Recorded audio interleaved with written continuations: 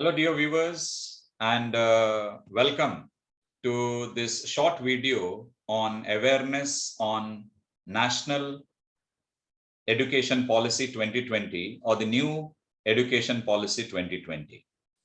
Now, there are a lot of apprehensions or a lot of fear among the student community, parents, as far as the new education policy is concerned.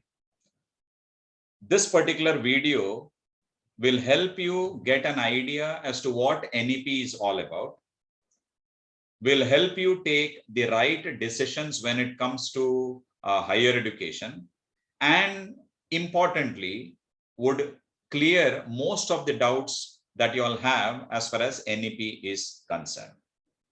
Now, let's begin this particular session. National Education Policy or New Education Policy is one and the same. This new policy is done in India after 34 years. That's why we can call it either as new or as the name of the policy is National Education Policy. Before we proceed and get into some ideas of what NEP encompasses, we will first understand some terminologies. These are very important, and these terminologies are not something which is new and which is related only to NEP alone. Prior to NEP also, these terms were there, but then we have to be very clear before we proceed further. Earlier, history was a subject, economics was a subject, financial accounting was a subject. Today, we don't call those as subjects, we rather call those as courses. A course in history, a course in political science, a course in physics, a course in chemistry. So this is one change. We don't call it as subjects, we call it as a course. Earlier, we had another very important aspect, and that used to call it as course combinations. For example, history, economics, political science in the Department of Humanities or Faculty of Arts was one combination. Botany, zoology, and chemistry was a combination as far as BSc is concerned. Similarly, you had English literature, communicative English, and journalism as one combination. Instead of saying combinations, we would rather call it as a program today, a BA program, a BCom program, a BBA program, a BSW program, or a BSc program, or a BCA program. So we call it as program. We no longer use the term course combinations under NEP. We rather call it as a program, say BA, major in history, BA major in political science, or BSc major in chemistry, or BSc say major in say any subject in science, say computer science for that matter. Next, very, very important thing that is an addition as far as NEP is concerned, and that is 1 teaching hour is equal to 1 credit, whereas 2 practical hours is equal to 1 credit. Suppose, for example, if a first semester student has, let's imagine 23 credits in the first semester. So definitely you'll have 23 plus number of hours. When I say plus number of hours, that will be based on how many practical hours are given as a part of the first semester, syllabus. So which all courses have you taken and how many practical hours do you have for those courses? That will decide how many hours you have in a particular semester per week. So understand 1 teaching hour is equal to 1 credit, whereas 2 practical hours is equal to 1 credit. This is a big change that has happened from our previous system, that is choice-based credit system, to NEP. Under choice-based credit system, the credit was associated to the marks, because there were papers with 50 marks, there were papers with 100 marks, and there were papers with 150 marks. So credit changed accordingly. 1 credit, 2 credit, 3 credit, or 2 credit, 4 credit, and 5 credit. These were the terms that were used under choice-based credit system. But now under NEP, credits are not associated with the marks. Credits are associated with the number of hours, teaching hours and practical hours. So once again, I repeat, 1 teaching hour is equal to 1 credit, whereas 2 practical hours is equal to 1 credit. Now, whatever I'm going to discuss further is specific to Karnataka state only. because Karnataka is the first state to implement the national education policy from the academic year 21-22. So since we are in the fast lane, Karnataka is in the fast lane because it becomes the first state, definitely there will be a lot of bottlenecks. There will be a lot of hurdles and obstacles. And I believe clarity on each of this will help us move forward as far as our NEP is concerned. Next question that I would like to answer is why NEP? If I compare NEP to the methodology in higher education, the earliest thing, before NEP or the choice base that we had, there were three major bottlenecks, or you can say some drawbacks that we had. The first major drawback was a fixed combination of subjects. A student of arts, humanities, can study only subjects pertaining to humanities only. Now there was a confusion whether psychology is an arts paper or whether it is a science paper, when actually it should be both, because we have papers like the application of psychology in the sciences. So applied psychology was paper. A pure just a psychology paper would become a combination in arts. But when you say a subject psychology, it has to be applied. So applied psychology is what a student had to study. So we had this fixed combination of subjects, meaning to say a college X is offering a combination of history, economics, and political science. So if I want to join as a student in that particular college, I had to choose, if I wanted to take up history, I had to choose economics and political science because I had no other choice at all. This is before NEP I'm talking about.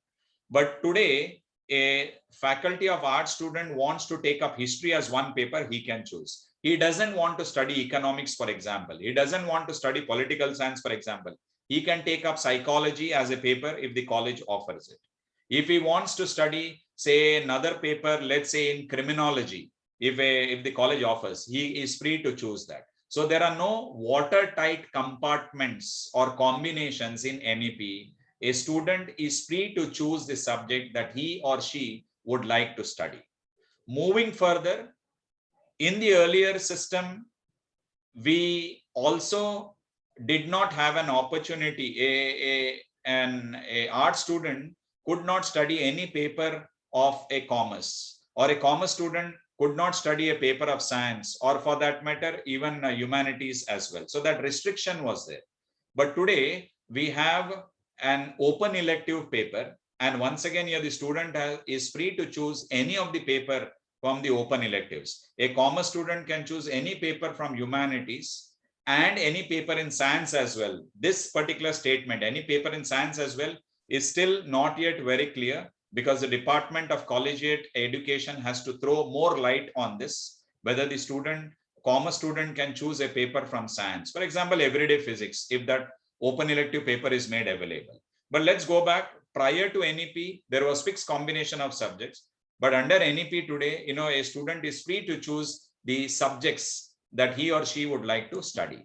Second very important problem that we had in our existing system right now, that is in which we are in right now, that is faculty wise separation. We had a commerce department, we had a political science department, we had languages separately, we had a separate science department, computer science department. So there were, what I should say, watertight compartment kind of department. But today, a commerce teacher definitely can have art students as his students. Suppose, I'm just giving an example. Suppose we offer a course on happiness. Now the course of happiness is a open elective paper on happiness is not restricted to commerce alone. A psychology student can choose, a BSc student can choose, a BSW student can choose, a BA student can choose. Any student who wants to take up that course on happiness is free to take up. So there is no faculty-wise separation as far as NEP is concerned. A commerce teacher can have humanities and science students in his or her class. Similarly, an arts teacher can also have a science or a commerce teacher or a BCA students in her or his class. So there is no faculty-wise separation in the present scheme. This is before NEP. And the last very, very important drawback that we had is dropouts had to start all over. Now, what I mean to say this, Suppose if I take up under the present system, the choice-based credit system, suppose if I take up BCom, I join in the year, say I've joined in the year 2019-20. And in the year 2019-20, I completed my first semester. I completed my second semester. Then I had to take a break. Say I had to add income to my family. I gave up on my studies and I started working. And suppose it's been long 6, 7, 8 years now, and I want to go back and finish my education. Such a student had to start all over again from the first year itself. But under NEP, we have terms called academic bank of credit. We have a concept called credit transfer. More of it I will discuss a little later. So now, suppose if I had NEP has come in this year, say 21-22, I complete my 2 semesters. Then possibly I'm not able to study further for the time being because I need to go to work. So I need to add income to my family. And after 3 or 4 years, I decided to continue my studies. I don't have to start with first year once again. I can start with my second year, third semester onwards, because whatever credits that I have earned in my first 2 semesters, that will be kept as a record, or the record of that will be kept in my, credit. We call that as academic bank of credits, we say, ABC. Bank of academic credits, you call it academic bank of credits, you can call it. So that those credits will be available. And also there is a benefit, because any dropout in the present system leaves after, say, 2 semesters or 3 semesters or 4 semesters would not get anything from the university, because university will offer a bachelor's degree certificate only at the end of 6 semesters, only at the end of 3 years of study. But under NEP, if a student exits the course after, say, 2 semesters, he will be getting a certificate. After 4 semesters, he will be getting a diploma. And after 6 semesters, he will be getting a bachelor's degree. Then there is an addition about 7th and 8th sem, which I would like to talk to in detail a little later. So dropouts would always be at a disadvantageous position when it came to the existing system. That is a choice-based system. But under NEP, even the dropouts are given the benefit for the time that they have invested in education, that is 2 semesters, they will be offered a certificate which will have validity, and this certificate will be issued by the concerned affiliating university under which that particular college falls. So let's get into the objectives of NEP. Now, there are plenty of objectives of NEP. One of the most important objective that I would like to talk upon, but when I'm not showing it on the screen, that is employability. If I ask any student, what is the objective of higher education? Maybe 8 out of 9 students would say fruitful employment. And let me be very clear, NEP focuses on fruitful employment. Now you may be wondering, 8 out of 10 said fruitful employment. What about the other 2? The other 2 are possibly looking at something of their own, maybe a startup, maybe something is in the line of entrepreneurship. And let me tell you, NEP focuses on entrepreneurship as well. So whether it is fruitful employment or whether it is something of your own, one of the basic objectives, you can say invisible objective of NEP is employability. Let's be very clear. Then what I'm going to show next are all what I should say. I won't say that these are less important, but important objectives of NEP, but employability becomes the primary objective of any student. Employability not at the national level, but at the world, at the global level. That is what we are talking about. Let's look at the objectives of NEP one by one. Make India a global knowledge hub. I would like to give a simple example. During COVID times, or while we were in the COVID times, till that time, China was considered as the factory of the world. You take your mobile phone, take a mouse, take a keyboard, take a bag, anything for that matter, it always had the label made in China. That's why I say China was the factory of the world. But during this COVID time, what has happened? Many of the companies have moved out of China. Quite a few manufacturing businesses, multinational companies moved out of China and found a place in Vietnam, in Singapore, in Malaysia, in India, in Sri Lanka. So these countries benefited as these manufacturing companies, multinational companies exited from China. So very important, when such multinational companies are operating in India or across the world, we can say we need skilled workforce. And NEP objective is to create that supply of skilled workforce. So making India a global knowledge hub and creating skilled people is one of the most important objective of NEP. I just mentioned employability, not just at the regional or national level, but also at the global level. Second important objective that I would like to throw light upon as far as NEP is concerned, pride in our language and in our country. It is very, very important. See, we as Indians, though we restrict ourselves, call ourselves, based on regionalism, a Kannadiga or a Malayali or a Tamilian, very important is Indianness. So one of the objective of NEP is to put forward the pride and glory of our Indianness. So pride in our language, pride in our country. These are very, very important things. A kind of patriotism that you can have towards your nation. That is another very important objective, because your students study about the Constitution of India, the love for environment, the human rights. All these are very, very important things that prevails and very much required, or you can say the basic tenets of life, we can say. So pride in the language that we speak, pride on our country as a whole. So a spirit of patriotism is what NEP focuses on. I have just mentioned this, creating global citizens. When we say we are going to create a skilled workforce, that means we are creating people who are going to make a mark, not just in India, but in any country in this world. So creating global citizens is another very, very important objective of NEP. Then most importantly, in higher education, that many believe that we lack is quality. And NEP focuses on bringing in quality, equity. Equity is equal for everyone. I will talk about that. And definitely integrity as well. You integrate people of different race, culture as one. When I say equity, whether you are studying in a government college or whether you are studying in a very prestigious private college, a very age-old institution, let me be very clear, the syllabus and the content, what is taught, will be more or less the same. So the kind of education that you are going to get in a very good private institution, an age-old private institution, and in a very small or a new government college is going to be same. The skills that will be taught is also same. That's why we say equity. Definitely the focus is on quality, no doubt about it, but equity is a very important word, and integrating everyone, we can say. So these are the 3 points. The highest quality, equity, and integrity is what NEP focuses on.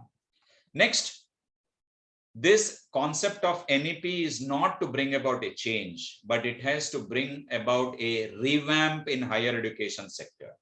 Complete, you can say a complete change, almost a change for better, you can say, revamp of the education sector, especially the higher education sector. It is very much needed. Because if you talk about a school or you talk about a +1 or a +2 college, their focus is more on the number of passes, how many passed with distinction, how many with first class, second class. But I, as a teacher, never believed that a degree college or a higher education institution can put up a board like we had 100% passes. Rather, I'll be very happy to put up a board saying that we have had 100% placements. All our students who have passed out of our institution have got the jobs matching their capability. I believe with the revamp in education sector, NEP will definitely create a good array of skilled workforce, make them quality personnel, ready to work in any country in the world, acknowledge and accept all cultures, and at the same time become global citizens and contribute to not only nation building, but you can say to the construction of this world as well. So a basic revision or revamp of education sector was a must, and I believe NEP focuses on this aspect as well. And one more aspect that NEP definitely has to focus, and only if it focuses on this, the rest of the things will automatically fall in place, and that is unleashing the creative potential of every student. Every student is capable. Maybe his language orientation or English language orientation is a little less, but that doesn't make him that he is less qualified. Maybe he can pick up English language, he can pick up functional English, He can study the basics of speaking, reading, and writing, and definitely listening as well. And I believe every person is capable, and NEP is here to unleash, to expose, or to exhibit the creative potential of every student. When I say a student is given an opportunity to choose, what courses he would like to study, what programs he would like to study, and in those programs, which specific course he would like to study, I believe the student will be in a better position to make a very good choice and will help be passionate in what he is doing or what she is doing, and based on that, take the right life decisions. These are very, very important things. So these are the few objectives. Plenty of other objectives are there. The main objective I've already mentioned, employability. When I'm saying employability, I'm not talking about taking off a job alone. I'm also talking about entrepreneurship as well. So let's move to some special features of NEP. Each of the feature I will try to explain in detail. Under NEP, graduation program is for 3 + 1 years. You can see the number 3 is written in yellow and +1 in red. So I will try to focus what is that +1, because there is a lot of apprehensions or fear about this. So what is this +1? Is graduation a 4 years? I will tell you graduation is still 3 years, but that +1 is add-on. In case if you are interested to study further, more about it, I will throw light. There is multiple entry and multiple exits as far as NEP program is concerned. A student can finish his 2 semesters, and suppose he joins the work and comes back after 4 years, he can continue again. So he can exit anytime, he can come back again, and he can continue. Multiple entry as well. First year I finish, 2 semesters I finish, and I come back after say 3 or 4 years, I can directly start with my second year. Multiple entries we have, multiple exits we have. We will talk about this. You can choose courses of your choice. A student is free to make a choice as far as the courses he or she would like to study. There will be absolutely no pressure from teachers. Actually, there should be no pressure from teachers, because student has to take decision what he or she would like to study.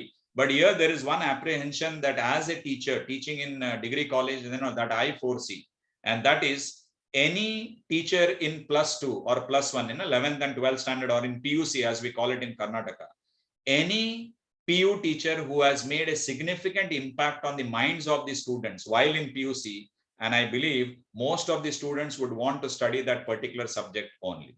For example, if a student has had a very effective economics teacher in PUC, and if the concerned student has to choose courses in, say, in humanities, definitely he'll go in for economics, because that economics teacher in his lower class had an impact on him. Similarly, a teacher who has had impact on the science student, say on the subject mathematics, that will encourage that student to take up mathematics as one of the courses of study. Similarly, physics, definitely a student will choose physics. If a commerce teacher has made an impact, possibly the student will continue to take up maybe a BCom or maybe a BBA for that matter. So this is one aspect that we need to understand when students are allowed to make choices. This is not a complaint, but this is a concern that we need to address. So teachers who have made an impact on such students, those are the courses that the students are likely to choose when the option is given to the students to make a choice, especially in humanities and sciences. Because when it comes to a BCA, when it comes to a BBA, when it comes to a BCom, the subjects are more or less, you can say, fixed. Kinds of subjects I will talk about it. So you are free to enroll for recognized or approved online programs for up to 40% of the credit. Today we have platforms like the SWAYAM, the MOOCs, massive open online courses which are recognized by the government of India and the UGC, MHRD, and all such institutions. A student can continue with online programs and earn credits, and those credits will be again recorded in the bank of such an account of that student. We say academic bank of credit, ABC we say. So up to 40% of the courses a student can complete through an online program. That is without attending colleges as well. So such is the flexibility as far as NEP is concerned. Obviously, that's an apprehension again for teachers as well. Then NEP's most important feature is it's a student-centric education. Meaning to say, there is no one teacher or one department who has designed the content. The senior teachers have come together across the state committees are identified, subcommittees are made subject-wise, and they have prepared the syllabus, they have prepared the content. The concerned university has the right, the BOS of different subjects under different universities have the right to bring about changes to a maximum of 20% only. So 20% flexibility is made available, taking into account the local conditions. The concerned university BOS can initiate changes and notify such changes. But otherwise, the 80% of the syllabus across the state is same for a particular program. So student-centric education is one very important. Then curriculum, I just mentioned about the content. Pedagogy, the teaching methodologies. Obviously, the teaching methodologies will also fall in place. The kind of books for reference, the methods to use as far as teaching a particular subject is concerned. And then we have assessment. I'll speak a little bit about assessment as well. Now, what are the category of courses? This is a very important thing that every student presently who is in second PUC this year, or those who have just been admitted under NEP need to understand. I'm just giving you a basic picture of all the programs put together. This is within the framework as specified, and in that there can be slight changes here and there. So what are the category of courses we have? Discipline specific core courses. We call that as a DSC. I have written 3 or 2 courses. For example, in commerce, in BBA, we have 3 DSCs, discipline specific core courses, 3. But if you take up science for that matter, or if you take up say BA, then there are 2 courses. A student has to make a choice in any of the 3, among the courses made available, 2 courses a student had to choose. Earlier, used to call it combination, say history, economics, political science, or history, economics, sociology for that matter. But now the student will be given an option. A student can take up history, a student can take up sociology. A student can take up economics, a student can take up sociology. A student can take up political science and also study sociology. So it's a free choice for the students to make in humanities as well as in science. It was PCM. A student is free to choose mathematics and chemistry as a paper, need not study physics for that matter. So no watertight compartments. So sciences and humanities, a student will be taking up 2 courses per semester for the first 4 semesters. Discipline core courses, we say. Either it will be 3 or it will be 2. Next set of courses will be discipline specific elective. Let me be very clear. Discipline specific elective will come only in the 5th semester onwards. That is 3rd year of study under NEP. In the first semester, second semester, 3rd and the 4th semester, that is in the first 2 years, there will not be any electives, discipline specific electives at all. So some of the departments may offer 3 courses. Some of the departments may offer 2 courses, streams, not departments. Some of the streams may offer 2 courses. Humanity is a stream, science is a stream, commerce is a stream, computer application is a stream, BSW is a stream. So either 3 or 2 courses, and it will change. As far as my limited knowledge is concerned, especially I'm speaking from the BCom point of view, in the 5th semester, a student may study only 1 discipline specific elective in the 5th semester. But in the 6th semester, a BCom student will study 3 discipline specific elective. So it is 1, 2, 3. It will fall in place maybe within the next week. It will be very clear when I make a video specifically on NEP for commerce. I'll be doing that. And it's a work in progress. Since the subjects or the courses are not yet clear, I can make a small video on NEP for commerce very soon. Once the courses are ready and what are the different courses that are available, which you study in which semester, all these will put together. Now, this is a general thing. So discipline specific elective courses you study only in the 5th semester onwards, 5th, 6th, 7th and 8th semester. We'll talk more about it. Next, we have ability enhancement compulsory courses, AECC we say. 2 courses per semester for the first 4 semesters. 2 courses per semester for the first 4 semesters means these are languages. Since I'm talking about NEP in Karnataka, let me be very clear. Kannada is a compulsory language for any student studying in any college in Karnataka. This is the policy decision of the government of Karnataka that all students who study or take up higher education in Karnataka have to study Kannada compulsorily. Now you may be wondering, what about students coming from different states? The government has made it very clear. For those students who have not studied Kannada in their +1 and +2, 11th and 12th standard, or in their PUC, they can take up functional Kannada. Functional Kannada is the entry level Kannada. That means basic words speaking, writing, and you can say reading. So functional Kannada will be in place for all those students who have not studied Kannada at their PU level, pre-university level, in the 11th and the 12th grade. So a CBSE student or an ICSE student, if they have completed, even a state board student for that matter, who had taken up only English and Hindi, or English and Sanskrit, or English and say additional English, for especially for foreign students, they can take up functional Kannada in their higher education courses, that is ability enhancement compulsory courses. Now, what information that I have is, if a student has studied Kannada till 10th standard in school, and suppose if the student has not studied Kannada in +1 and +2 or in PUC, such a student is free to choose either a regular Kannada paper or a functional Kannada paper. But if a student has studied Kannada in PUC, in the +2, +1 and +2, then the student will have to take a regular Kannada subject only. So this option is given to those students who have not taken up Kannada in their PUC or 11th and 12th standard. They can choose functional Kannada as the course of their study. So Kannada becomes a compulsory language for all higher education institutions in Karnataka. Second language, you have an array of subjects that you can choose from. You can take up English, you can take up Hindi, you can take up Sanskrit. If you are from Dakshin Kannada, Udupi and Kasaragod district, maybe you can take up Tulu as your subject of study, or Konkani for that matter, or Urdu for that matter, or French for that matter, whichever courses or languages that your college is offering.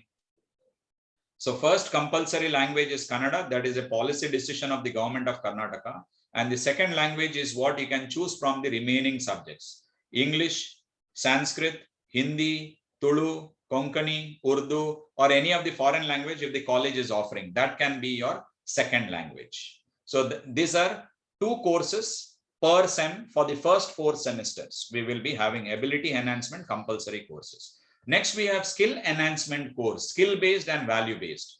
In the first 6 semesters, we will be having the skill-based and value-based paper. That is SEC, we call it, skill enhancement courses, VB or SB we say.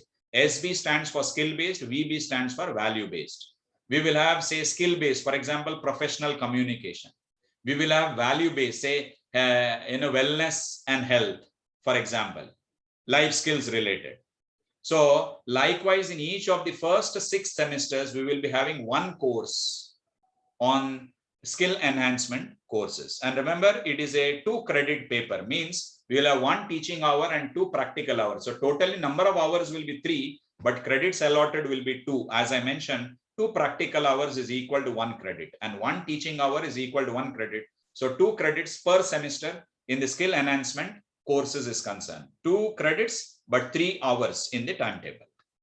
And the last category of courses we have is open elective courses. Now, this is a very important aspect that everyone should understand.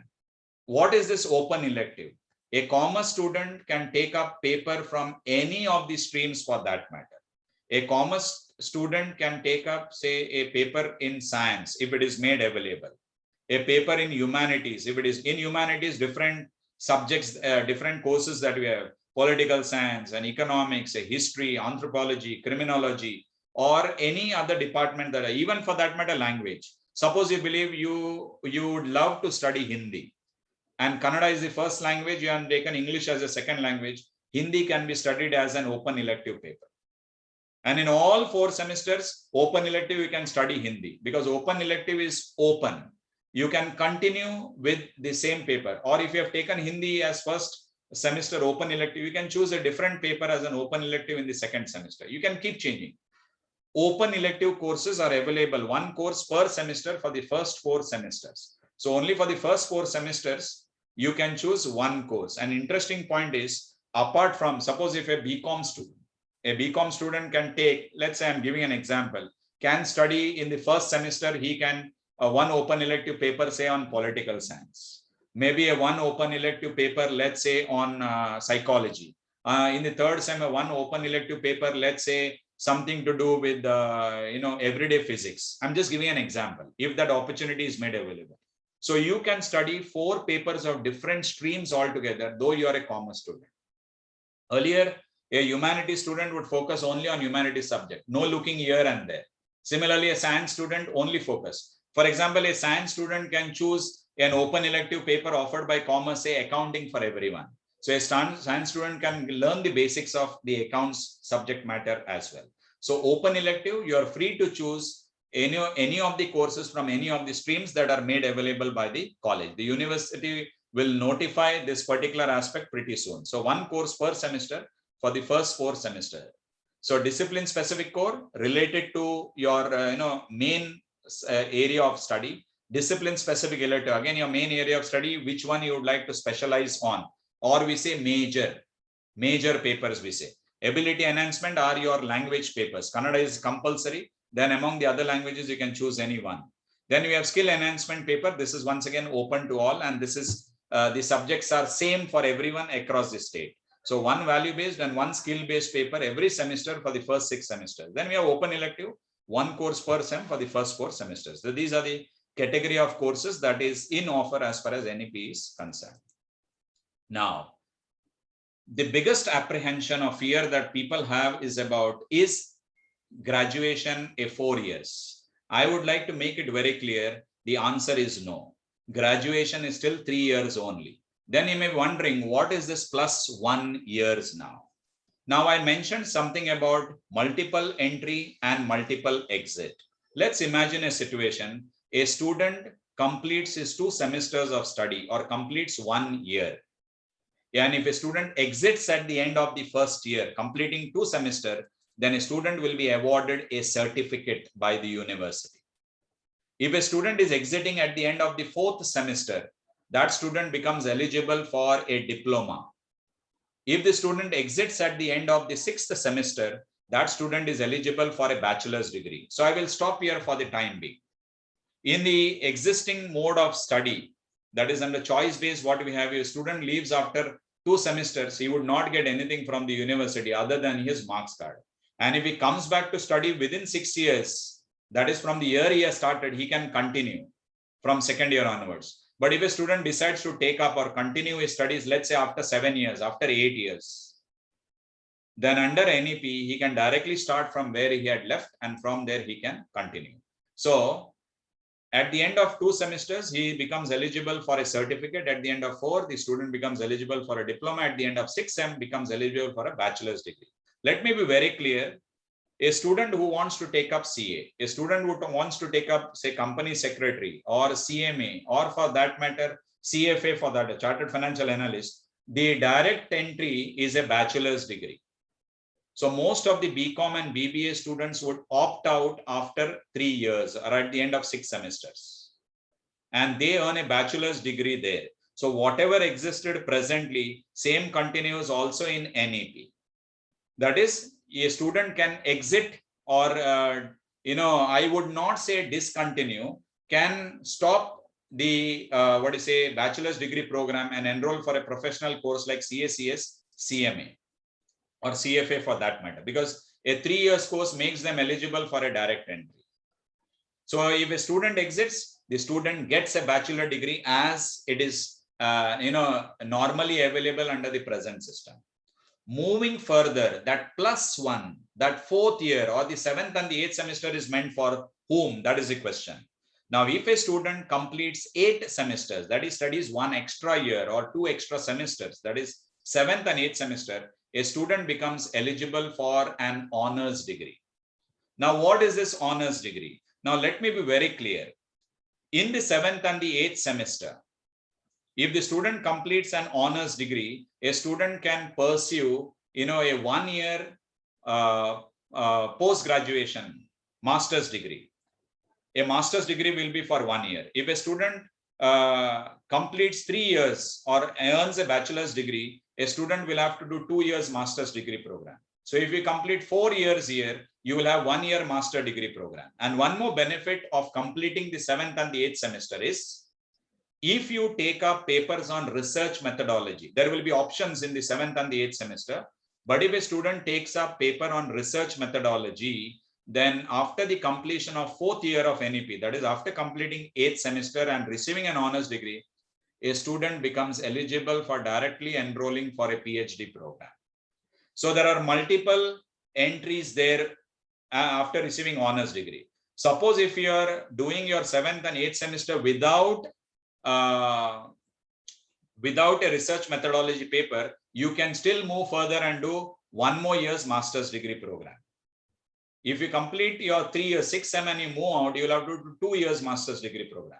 If you complete 4 years, that is 7th and 8th sem, if you complete, you will have to do 1 year's master degree program. But the benefit, if you study papers on research methodology in 7th and 8th semester, such a student can directly enroll for a PhD program. So that is the benefit. So that +1 or the 4th year is not compulsory. It is for those students who would like to pursue further. Now, one important apprehension that I would like to bring in as a teacher is, number of students moving out of the 6th semester will be more. And what will happen is, a concerned college, will have very few students for the 4th year, that is 7th and 8th semester, and which will not be possible for that college to continue with the 4th semester NEP program. So what will happen is, all the 7th and 8th semester students would consolidate in one big college in the local area. So small colleges may not afford to have a 4th year program. So all such students who want to study the 7th and the 8th semester will have to move to another college which offers the 4th year, the 7th and the 8th semester program. So all students will consolidate in one particular college as far as their 4th year of study is concerned. Now, this is the analysis that I have made, and definitely I believe this is what is going to happen. Maybe more about this particular aspect I can speak when I make a specific video on NEP for commerce stream. I will be speaking more about it. So let's not worry about 3 + 1 years. It is exactly 3 years. If you want to study for the 4th year, you can do your 7th and 8th semester, either go for a PhD or you can go for a 1 year's master degree after completing your 4th sem without a research methodology paper. Now, special terms in NEP we need to understand. I mentioned about academic bank of credit, or you can also call it as bank of academic credit. Absolutely no problem at all. So whatever credits that you're earning from your college, whatever credits that you're earning through your, by registering for online courses and completing those programs, either in the MOOC or the SWAYAM platform, all those credits will be made available in your, bank. So in every student's name, like a bank account, an account will be opened, and whatever credits are earned will be credited to that student's academic bank. And anytime you want to make use of it, study further, you can make use of that. And finally, whether a certificate, whether a diploma, whether a bachelor's degree or a honors degree, whichever you want to choose, you can take out of it. You can discontinue your studies for the time being. You can rejoin again. That's why we say multiple entry, multiple exits. A student who has completed his 2nd year of PUC or 12th standard he will have only one entry, that is for the 1st year course. But a student who has discontinued the course after 2nd sem and he rejoins after 4 years, he can directly come to the 2nd year. So we have multiple entries, and a student can leave also at the end of 2nd, 4th or 6th sem, not in the odd semester. Remember, if a student completes 1st semester and leaves the course, he will not get anything. It is only if the student completes that full year of study, 2 semesters, he gets a certificate. 4 semesters, he will get a diploma. So that's how the multiple exits have been designed. So academic bank of credit. Second very interesting and very important thing is credit transfer. Now, this was one major drawback that we see in the present system. Let's imagine I do my 2-semester study in Mangalore University. Then I say my parents are now transferred and they have moved to, let's say, Gulbarga. I can enroll for my 2nd year of study under Gulbarga University. Whatever credits that I have earned in Mangalore University, those credits will be transferred to Gulbarga University and I can continue my study there. Suppose in the 3rd year, again, my parents are transferred, let's say, to Bangalore. I can continue my studies under any of the Bangalore University, the Bangalore City or Bangalore North University. I can do my studies and my credit will be transferred there. Even for that matter, fourth year as well. This was not possible under the existing system because a lot of restrictions, subjects would change. I beg your pardon, the courses would change, and it was very difficult for the other university students to accommodate. But then some adjustment was done. I don't say it was not done in the present system, but then students missed out on some important papers in that particular stream. But under NEP, discipline core courses across all colleges in Karnataka is same. Whether it is common in India, it cannot be said, because Karnataka is the only state which is going to implement NEP from academic year 21-22. We will have to wait for other states to take a decision and design their own curriculum framework and offer courses as well. Though the idea of NEP is bringing all higher education institutions on one platform, I am doubtful whether the other states would agree to what Karnataka State or Karnataka Higher Education Council has offered to all HEIs in Karnataka right now. So within Karnataka, credit transfer is very much possible. So student is moving from one university to another university, he is free to do so. Whatever credits that he has earned can be transferred to the other university. Then important thing is, education more so was focusing only on our intellectual skills. But NEP curriculum framework focuses not only on academics, it focuses on your physical well-being. We have papers on sports, we have papers on NCC, we have a paper on NSS. Maybe I can talk about that. Then we have courses on ethics as well. We have courses on skill as well. We have vocational courses as well, which will be offered by different streams. Now, let me talk a little bit about NCC, about NSS, about sports, about say Rangers and Rovers that we have in college.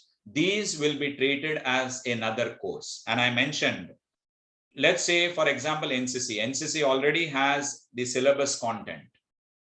Maybe they will have to refine it for that particular fourth semester. And this paper on NCC, NSS, sports and others is mentioned. So in others, I am not sure whether I can include cultural, because there will not be any syllabus in place. Or maybe cultural also there can be a syllabus, drama, a paper on drama can be offered. You never know.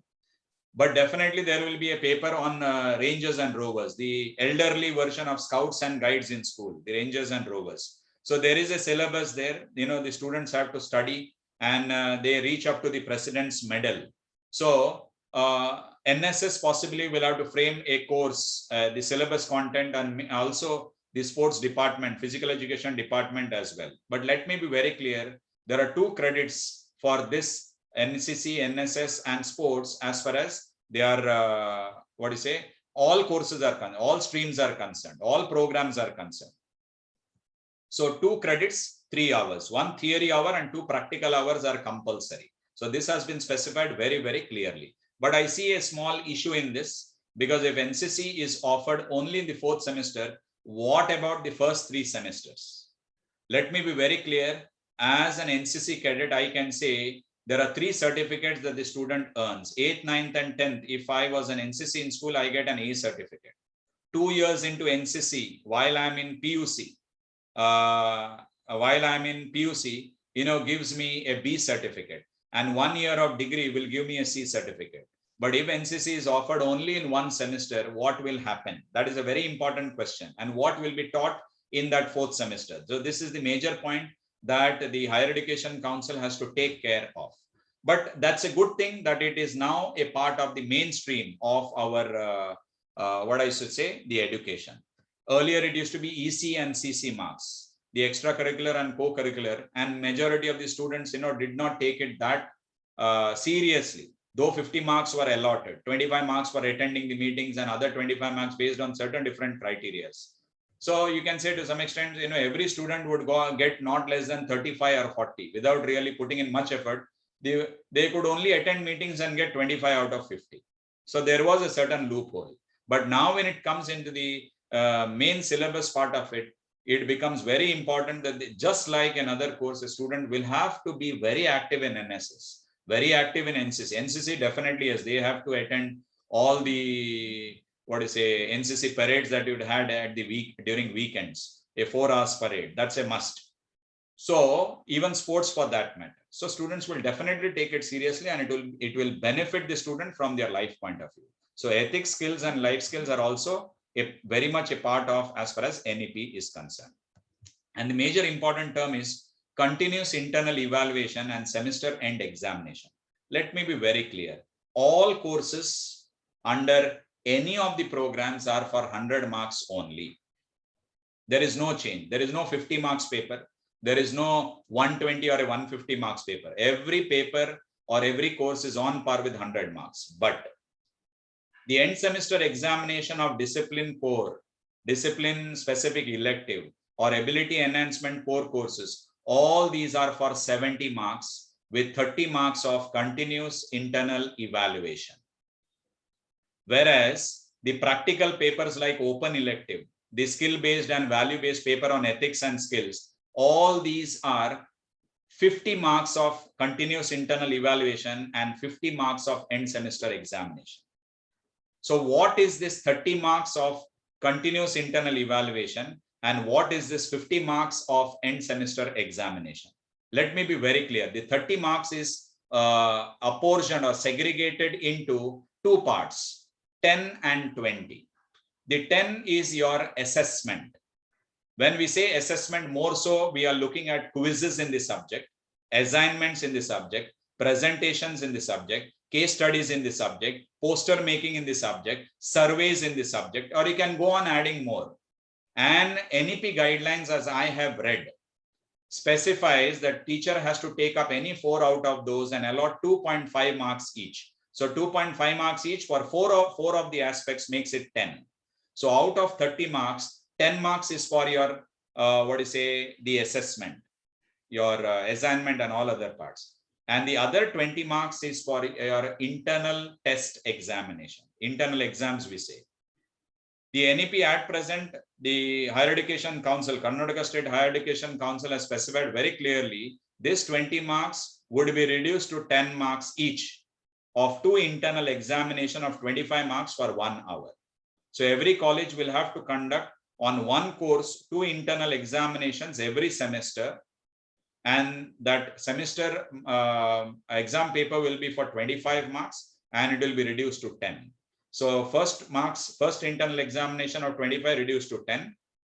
Second internal examination of 1 hour for 20 marks, 25 marks reduced to 10. That makes it 20, and 10 marks for your assessment, as I mentioned, your class test, your quizzes, your presentation, your surveys, your poster making, whatever things that the teacher specifies. So 10 marks allotted for that and 20 marks for your internal assessment.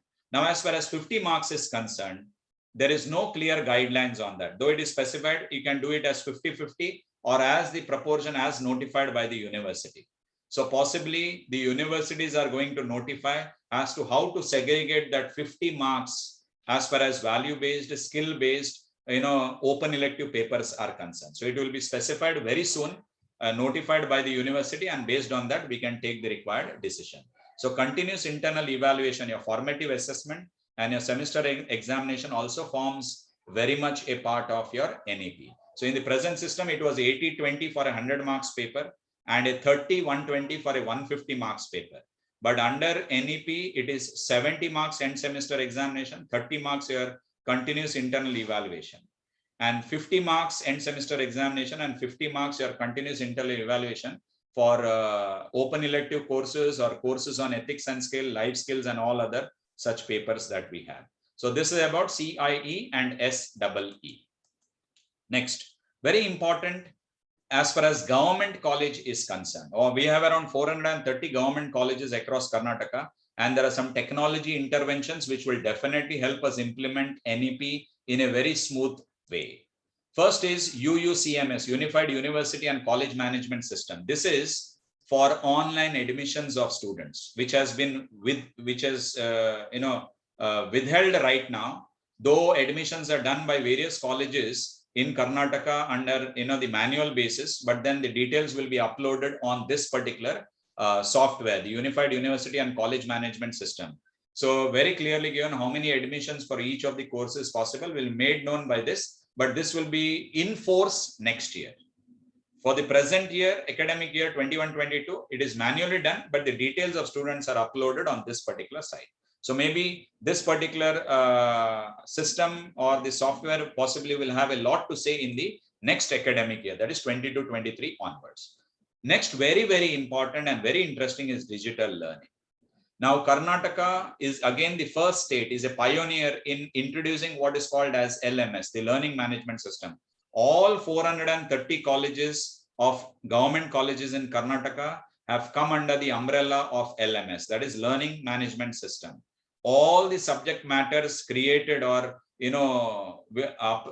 created by the teachers have been uploaded on LMS, and the students are free to watch the video content, the study material of that particular, you can say, of that particular session, the PPTs if the student wants, and the student can also take up a test as well on those sessions. So Karnataka LMS is a comprehensive, technology-based enabled learning management system.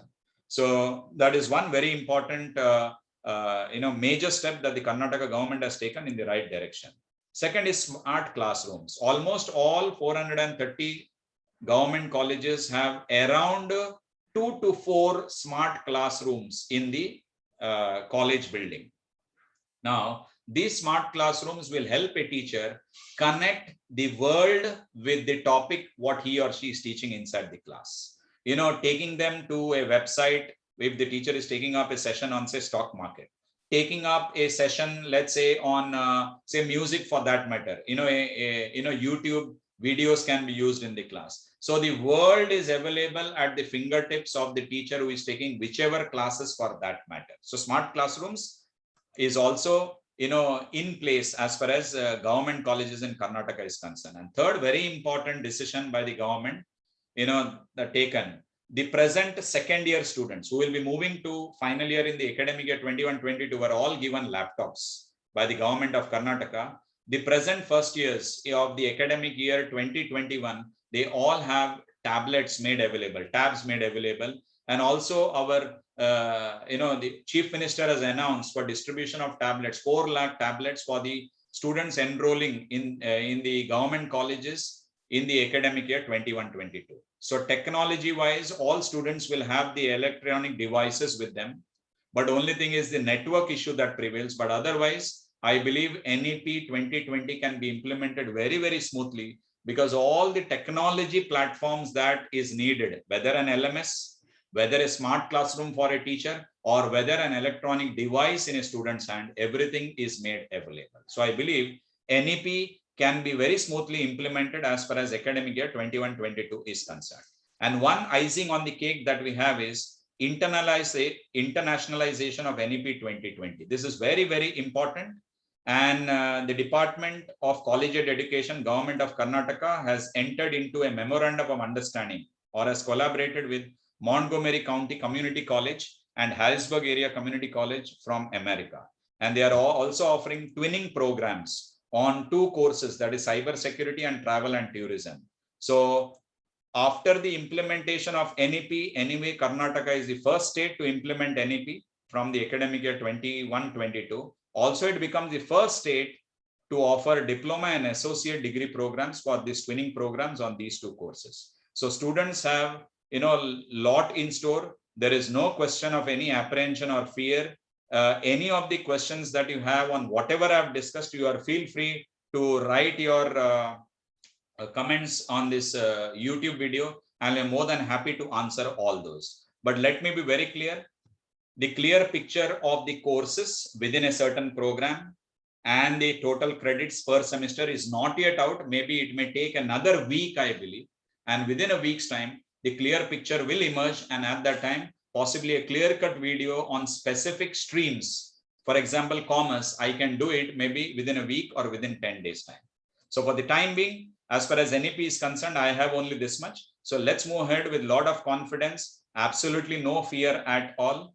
And any of the apprehensions, any of the doubts you have teachers in your college, you have your principals, possibly they are more knowledgeable, and you can ask them any doubts and get your doubts clarified as well. So for the time being, thank you very much for your patient hearing. And I hope this particular video will benefit to all people who have focused on what was said and definitely take the right decisions in life. So all the best to all the students who are going to enroll in the academic year 2021 under NEP. So thank you once again and all the best to all.